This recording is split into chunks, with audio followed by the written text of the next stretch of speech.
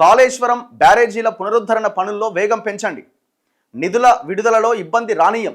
సమీక్షలో ముఖ్యమంత్రి రేవంత్ రెడ్డి స్పష్టీకరణ. కాళేశ్వరం ఎత్తిపోతల పథకంలోని 3 బ్యారేజీలకు మరమ్మతులు వేగంగా పూర్తి చేసి వినియోగంలోకి తీసుకురావాలని ముఖ్యమంత్రి రేవంత్ రెడ్డి అధికారులను ఆదేశించారు. జాతీయ ఆనకట్టల భద్రతా పర్యవేక్షణ సంస్థ NDSA సూచనలు పాటిస్తూ వీలైనంత త్వరగా పనులు చేపట్టి పునరుద్ధరణను వేగవంతం చేయాలని ముఖ్యమంత్రి స్పష్టం చేశారు. ఆయన గురువారం జూబ్లీహిల్స్లోని తన నివాసంలో మంత్రి ఉత్తమ్ కుమార్ రెడ్డితో కలిసి కాళేశ్వరం ప్రాజెక్టుపై సమీక్ష నిర్వహించారు. ఈ సందర్భంగా మాట్లాడుతూ కాళేశ్వరం బ్యారేజీల మరమ్మతుల కోసం ప్రత్యేక కార్యాచరణ రూపొందించాలి, నిరంతరం పర్యవేక్షణ చేయాలి. Central water and power research station ఆధ్వర్యంలో జరుగుతున్న పరీక్షలు, నమూనాల సేకరణను వర్షాకాలం ప్రారంభానికి ముందే పూర్తి చేయాలి అని ముఖ్యమంత్రి ఆదేశించారు. అన్ని సంస్థలతో ప్రత్యేక బృందం, నీటిపారుదల శాఖ, బ్యారేజీల నిర్మాణ సంస్థలు, డిజైన్ కన్సల్టెంట్స్ ప్రతినిధులతో ప్రత్యేక బృందాన్ని ఏర్పాటు చేయాలని రేవంత్ రెడ్డి సూచించారు. బ్యారేజీలకు సంబంధించి చేపట్టే ప్రతి పనిలో కేంద్ర జలసంఘం సభ్యులు ఉండేలా చూడాలని స్పష్టం చేశారు. మేడిగడ్డలో కుంగిపోయిన పిల్లరే కాకుండా మొత్తం 1.6 కిలోమీటర్ల పొడవున బ్యారేజీని అధ్యయనం చేయాల్సి ఉంటుందని ఇంజనీర్లు ముఖ్యమంత్రికి చెప్పారు. దీనిపైన ముఖ్యమంత్రి స్పందిస్తూ, ఎంత డ్రామా ఉంటుంది చూడండి వీళ్ళది. దీనిపైన ముఖ్యమంత్రి స్పందిస్తూ, ఏడున్నా ఆయన, బ్యారేజీ వద్ద 500 బోరుబావులు తవ్వాల్సి ఉన్నది. 500 బోరుబావులు. దీనికోసం ప్రత్యేక యాక్షన్ ప్లాన్ సిద్ధం చేయాలి. కావలసిన యంత్రాలు సమకూర్చుకోవాలి. వీలైనంత త్వరగా ఆ పని పూర్తి చేయండి. బ్యారేజీల మరమ్మతులకు అనుగుణంగా డిజైన్లు సిద్ధం చేయాలి. వచ్చే డిసెంబర్ వరకు చేయాల్సిన పనులపైన పూర్తి షెడ్యూల్ సిద్ధం చేయాలి. పనుల్లో జాప్యం జరగడానికి వీల్లేదు. నిధుల విడుదలలో ఇబ్బందులు రానీయమని వివరించారు. పనుల ప్రారంభం తర్వాతే వస్తా. కాళేశ్వరం బ్యారేజీల పునరుద్ధరణ పనులు ప్రారంభమయ్యాక తాను మేడిగడ్డకు వస్తానని ముఖ్యమంత్రి చెప్పారు. మేడిగడ్డ వద్ద బేస్ క్యాంప్ ఏర్పాటు చేయాలి. నేను వచ్చి పనులు పరిశీలిస్తాను. ఈ సందర్భంగా సొరంగాల నిపుణుడు పరీక్షిత్ మెహ్రా పనుల తీరుపైన ముఖ్యమంత్రికి ప్రెజెంటేషన్ ద్వారా వివరించారు. ఈ సమావేశంలో లీడ్ అధికారులంతా పాల్గొన్నారట. ఇప్పుడు పాయింట్ ఏంటంటే, మీరు ఇప్పుడు ఏదైతే మేడిగడ్డ కుంగి, అన్నారం అండ్ సుందిల్లా ఇంకా ఈ 2 బ్యారేజెస్ మొత్తం 3 బుంగలు ఏర్పడ్డాయో, మేడిగడ్డ కుంగిందో, దీని మీద first national dam safety authority వచ్చి ఒక రిపోర్ట్ ఇచ్చింది. దాని తర్వాత ఇక్కడున్న అధికారులు దాని మీద విచారణ చేసినారు. జస్టిస్ PC ఘోష్ అనే ఒక కమిషన్ వేసి ఆ కమిషన్ కూడా రిపోర్ట్ ఇచ్చింది, రాష్ట్ర ప్రభుత్వం వేసింది. దాని తర్వాత ఈ 3కి సంబంధించిన విచారణ మళ్ళీ CBIకి అప్పగించింది రేవంత్ రెడ్డి. ఇప్పుడు ఆ CBI ఇంకా దానికి సంబంధించిన విచారణ ప్రారంభించలే. అది అట్లా ఆగింది. ఇప్పుడు బీజేపీ కాంగ్రెస్ మధ్య ఒక మాటల యుద్ధం నడుస్తున్నది. నేను CBIకి ఇచ్చిన, నువ్వు ఎందుకు ఎంక్వైరీ చేస్తలేవని. అసలు ఆ ఎంక్వైరీ అన్నది జరుగుతుంది అన్న నమ్మకం మాకు లేదు. ఎందుకంటే ఈ టోటల్ కాళేశ్వరం ప్రాజెక్టులో మెగా కృష్ణారెడ్డి ఉన్నాడు. కేవలం విచారణ 3 బ్యారేజీలకే పరిమితమైంది. కాబట్టి రేవంత్ రెడ్డి కానీ లేకపోతే ఏ లీడర్ కానీ రాహుల్ గాంధీతో సహా ఎవ్వరు మెగా కృష్ణారెడ్డిని టచ్ చేయడానికి ముందుకు వెళ్ళరు. ఎందుకంటే వాళ్ళకి ఎలక్షన్లో ఫండ్ ఇచ్చేది, పెద్ద ఎత్తున కోట్ల రూపాయలు సమకూర్చేది మెగా కృష్ణారెడ్డి. ఇక్కడ తెలంగాణలో స్టిల్ ఇంకా మెగా కృష్ణారెడ్డికి కాంట్రాక్ట్లు ఇస్తున్నారు. వికారాబాద్లో 99 ఏండ్లకు 88 ఎకరాలు లీజుకి ఇవ్వడానికి రెడీ అయ్యిండు ఆయన. ఏదో వెల్నెస్ రిట్రీట్ సెంటర్లు కడతారట. అదొకటి. దాంతోపాటు ఇప్పుడు ఈ జూబ్లీహిల్స్ చెక్ పోస్ట్ దగ్గర ఏదో ఫ్లైఓవర్లు, అండర్ పాస్లు ఏవో నిర్మాణం జరుగుతున్నది కదా, స్టార్ట్ అయింది వర్క్. ఆ వర్క్ కూడా మెగా కృష్ణారెడ్డికి అప్పచెప్పిండు. కాబట్టి వీళ్ళ బంధం చాలా బలమైంది. నేను మొన్ననే చెప్పిన, ఈ విచారణ జరగదు, అది గానే ఉంటుంది, అయిపోయింది. అయితే ఇప్పుడు కాళేశ్వరం పనుల్లో వేగం పెంచండి అంటున్నారు. కాళేశ్వరం బ్యారేజీల పనుల్లో అసలు కాంగ్రెస్ ఎలక్షన్స్లో ఇచ్చిన హామీ ఏంది? మేము తుమ్మిడిహెట్టి దగ్గర నుంచి నీళ్లు తీసుకొస్తాం, ఆల్రెడీ 50% పైన కాలువలు మొత్తం అయిపోయినాయి అని మీరు ఎలక్షన్స్లో హామీ ఇచ్చినారు కదా.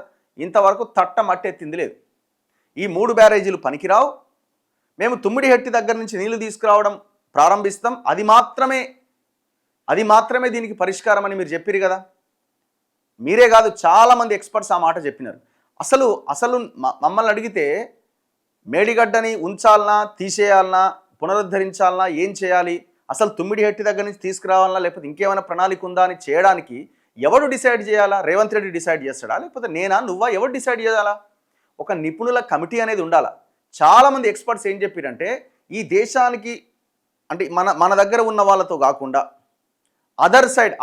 అదర్ కంట్రీస్ నుంచి ఏదైనా ఒక పెద్ద ఏషియన్ డెవలప్మెంట్ లాంటి దాని నుంచి ఒక కమిటీని ఏర్పాటు చేసి వాళ్ళకి అప్పచెప్పి, అవసరమైతే డబ్బులు 10-20 కోట్లు పోయినాయి, ఒక 2-3 నెలలు వాళ్ళు దాని మీద రీసెర్చ్ చేసి ఒక రిపోర్ట్ ఇస్తే, వాళ్ళు ఏం రిపోర్ట్ ఇస్తే ఆ రిపోర్ట్ ప్రకారంగా ముందుకెళ్ళండి అని చాలామంది చెప్పినారు. దాన్ని అసలు కనీసం పట్టించకుండా నేషనల్ డ్యామ్ సేఫ్టీ అథారిటీ చెప్పిన దాని ప్రకారం ఇంకోది చెప్పిన దాని ప్రకారం మీరు ముందుకెళ్ళండి అని చెప్తున్నాడు. ఇప్పుడు ఆ మేడిగడ్డను కడతావు, ఓకే, మేడిగడ్డను మళ్ళీ పునరుద్ధరిస్తావు. పునరుద్ధరించాలా వద్దా అని మమ్మల్ని అడిగితే అది ఏం చేయాలన్నది కమిటీ డిసైడ్ చేయాలా. మనం ఎక్స్పర్ట్స్ కాదు, మనం ఇంజనీర్లం కాదు, రేవంత్ రెడ్డి ఇంజనీర్ కాదు. మీరు కమిటీ వేయాల్సి ఉండే, ఒక ఒక ఒక సంస్థకు అప్పచెప్పాల్సి ఉండే, ఒక కన్సల్టెన్సీకి అప్పచెప్పి దాన్ని నిర్ణయం వాళ్ళ చేతిలో పెట్టాలా. వాళ్ళు ఇచ్చిన సూచనల ప్రకారంగా మీరు మీరు ఏం చేయాలన్నది ఆలోచించాలి. ఇప్పుడు మీరు మేడిగడ్డ కడతారు, మేడిగడ్డ నుంచి నీళ్ళు ఎత్తిపోయడం ద్వారా ఎకరానికి 50,000 రూపాయల ఖర్చు వస్తుంది అని ఎంతోమంది నిపుణులు చెప్పిన మాటే కదా ఇదంతా. మీరు ఆ నీళ్ళు ఎత్తిపోసే బదులు ఆ పైసలు ఏదో రైతులకు నగదు బదిలీ కింద ఇచ్చినా ఉపయోగకరంగా ఉంటుందని చెప్పారు కదా.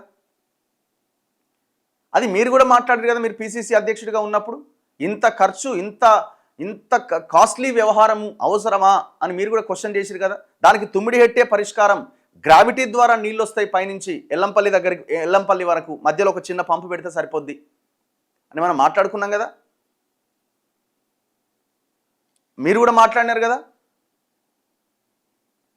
మరి మీరు ఎట్లా డిసైడ్ చేస్తారు? మీరు పునరుద్ధరించారు, రేపు పొద్దున కడతారు, దాదాపు 3,000 4,000 కోట్లు 5,000 కోట్లు ఎంతో అవుతుంది, ఇంకా ఎక్కువే అవుతుంది. అది మీ మీ కాంట్రాక్ట్లు, మీ కథ వ్యవహారం తెలియదా?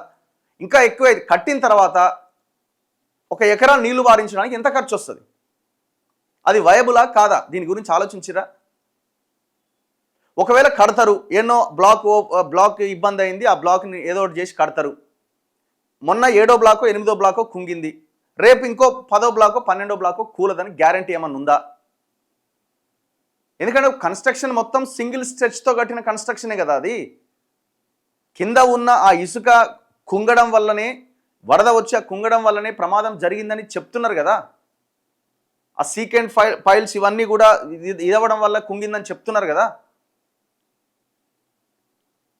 ఆడ తుమ్మిడిహెట్టి దగ్గర ఇంతవరకు తట్టమట్టెత్తింది లేదు, మళ్ళీ ఇప్పుడు ఈ పునరుద్ధరిస్తా అంటున్నాడు. ఏ కాంట్రాక్టర్ని బతికించడం కోసం ఇదంతా? ఏ కాంట్రాక్టర్ని బతికించడం కోసం? ఇప్పుడు కాళేశ్వరం ఆ మేడిగడ్డ పంపులు ఆగిపోయి దాదాపు 3-4 ఏళ్ళు అవుతుంది, 2-3 ఏళ్ళు అవుతుంది కదా. అక్కడి నుంచి ఒక్క సుక్క నీళ్ళు కూడా పైకి ఎత్తిపోయట్లే కదా. అయినా సరే ఇవాళ ఎల్లంపల్లి నుంచి వచ్చినటువంటి ఆ పైన గోదావరి, ఎల్లంపల్లి నుంచి కిందికి పోతున్నటువంటి నీళ్ళ ద్వారానే పంటలు వండినాయి కదా. మీరే చెప్పుకున్నారు కదా, మేము వరి సాగు చాలా విపరీతంగా పెరిగింది రాష్ట్రంలో గతంలో కంటే, పోయిన సంవత్సరం కంటే అని. సో ఇది కట్టాలన్నా వద్దా అన్నది నువ్వు నేను కాదు డిసైడ్ చేయాల్సింది. దానికి ఒక ఎక్స్పర్ట్స్ కమిటీ ఉండాలి, ఇంజనీర్ల కమిటీ ఉండాలి, అదర్ సైడ్ కన్సల్టెన్సీ దేంతోనైనా ఒక పెద్ద ఆర్గనైజేషన్తో దాని మీద ఎంక్వైరీ జరిపించాలి. ఏది లేదు, ఏదో కూర్చోవాలా, మాట్లాడాలా, ఎవడో కాంట్రాక్టర్కి అప్పచెప్పాలా, దాంట్లో పైసలు మింగాల, సింపుల్ అంతే. ఎవడు కడతాడు? ఇప్పుడు ఎల్ఎన్టీ వాడు మధ్య గవర్నమెంట్ మధ్య గొడవ నడిచింది, అది మీరే కట్టాలి, లేదు గవర్నమెంటే భరించాలని వాడు. ఇప్పుడు ఎవడి మీద వేయబోతున్నారు? ఈ కుంగడానికి కారణమైన పోయినసారి గవర్నమెంట్లో ఉన్న కేసీఆర్ మీద, ఆనాడు ఉన్న నీటిపారుదల శాఖ మంత్రి మీద, ఆనాడు ఉన్న అధికారుల మీద మీరు ఏం యాక్షన్ తీసుకున్నారు? రెవెన్యూ రికవరీ యాక్ట్ పెట్టి వాళ్ళ దగ్గర నుంచి డబ్బులు వసూలు చేయాలి కదా. ఇందులో తిన్న పైసలను ఎక్కడ పోయినాయి? భూములలోకి పోయినాయి, విదేశాలకు పోయినాయి. ఏం ఎంక్వైరీ చేసినారు మీరు? ఇవన్నీ మాట్లాడితే వాళ్ళ దగ్గర ఆన్సర్ ఉండదు. దీనికి ఆన్సర్ చేయాలి కదా.